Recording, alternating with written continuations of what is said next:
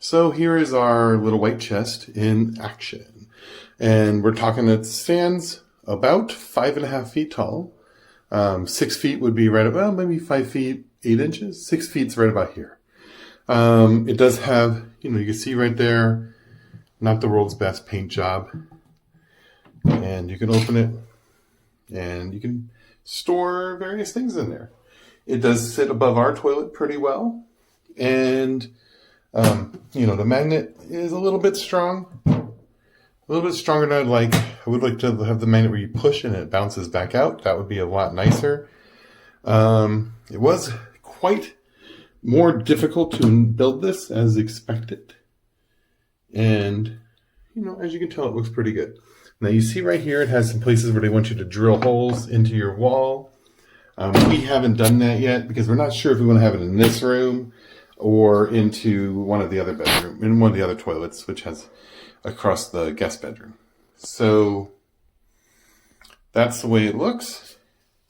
And that's how it sits around the toilet. It does have this bar here, which luckily just is literally, it's actually touching that little plastic thing, pushing it down a little bit, which is a little bit, afraid of. But the biggest problem with this is right here.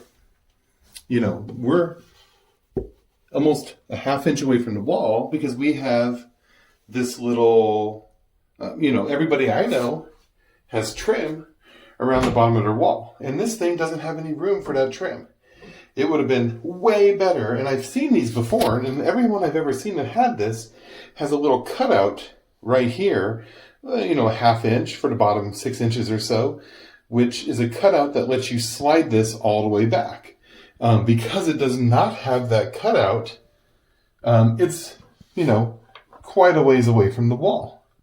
So I'm pretty sure I'm going to be taking this out and using a jigsaw and doing that little cutout there.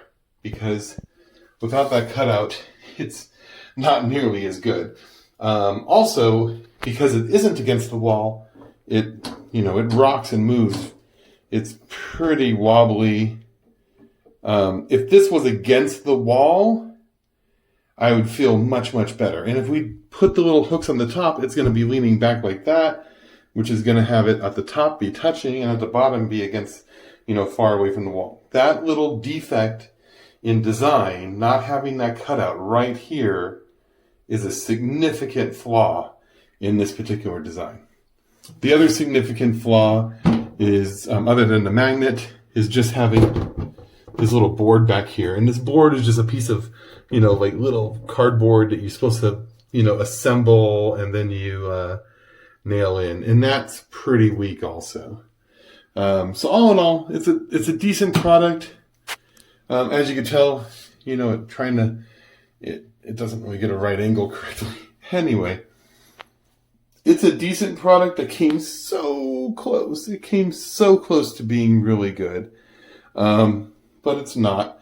The other big problem is this distance is a little bit off. It's hard. The flushing part is in here. I don't have one of the toilets where you flush over here. And this is actually a really short toilet. I have other toilets at other properties that are quite a bit bigger and heavier, bigger than this. So I probably would redesign this to be another 2-3 inches taller. That would be a lot nicer. There's no negative to having it 2 or 3 inches taller. So also, when the lid is up, it's very difficult to get your hand in there. So it's an okay product. Definitely a little bit of revision. Somebody could go around and make some quick changes to this and probably outsell this unit very, very easily.